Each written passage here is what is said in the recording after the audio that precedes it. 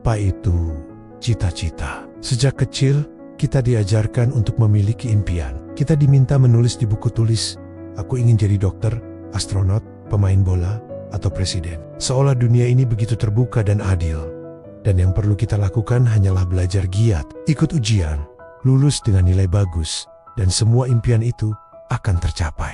Tapi kenyataan tidak seperti itu. Setelah kita dewasa, kita tahu semua itu tidak lebih dari sekadar narasi yang dijual oleh sistem. Dalam sudut pandang filsafat eksistensialisme, seperti yang dikemukakan oleh John Paul Sartre, manusia pada dasarnya bebas untuk memilih makna hidupnya. Tapi kebebasan itu perlahan menghilang saat kita tumbuh. Kita mulai kehilangan arah, terjebak dalam rutinitas, dan perlahan idealisme masa kecil kita pun terkikis. Cita-cita yang dulu adalah bentuk murni dari imajinasi dan kebebasan, kini berubah menjadi sekadar alat bertahan hidup. Manusia bekerja bukan lagi untuk bermakna, tapi untuk bertahan. Kita hidup dalam dunia di mana sistem masyarakat modern tidak benar-benar memedulikan mimpi. Dunia kerja menuntut efisiensi, bukan inspirasi. Produktivitas lebih dihargai daripada imajinasi. Cita-cita hanyalah mitos yang dijual oleh sistem pendidikan, agar kita terus berharap dan tetap patuh. Karena sistem tahu, selama manusia percaya pada mimpi,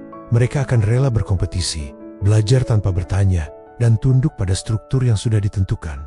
Tapi realitasnya, saat dewasa kita tidak lagi mengejar mimpi. Kita mengejar stabilitas. Kita terjebak dalam utang, cicilan, dan tekanan sosial. Kita bekerja bukan karena itu panggilan jiwa, tapi karena itu satu-satunya cara untuk bertahan hidup. Dan anehnya, kita semua menerima ini sebagai takdir. Secara psikologis, masa kecil adalah masa di mana imajinasi tidak dibatasi oleh logika. Kita bebas bermimpi menjadi penjelajah waktu, pahlawan super, atau penyelamat dunia. Tapi seiring bertambahnya usia, logika dan rasionalitas mengambil alih.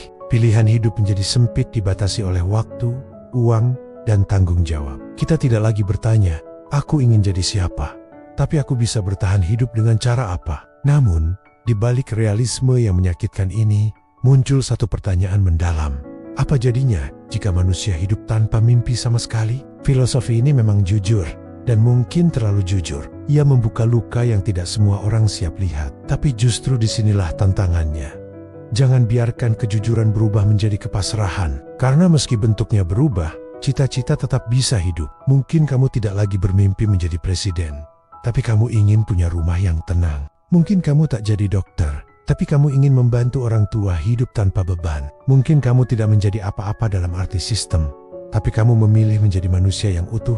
Itu pun sebuah cita-cita. Sebab hakikat cita-cita bukanlah status atau pekerjaan, tapi arah. Bukan soal tinggi atau hebatnya mimpi, tapi seberapa jujur kita hidup menjalankannya. Dan jika hari ini kamu bangun, bekerja, dan merawat orang-orang yang kamu cintai, maka kamu sedang menjalani cita-cita itu. Meski tidak seperti yang dulu kamu tulis di buku tulis waktu kecil, pada akhirnya mungkin cita-cita bukan tentang menjadi besar, tapi tentang menjadi benar. Benar pada jalan hidupmu, benar pada pilihan yang kamu perjuangkan, dan benar pada hatimu sendiri. Karena hidup bukan tentang menggapai semua mimpi, tapi tentang tetap manusiawi, meski mimpi itu tak semuanya tercapai.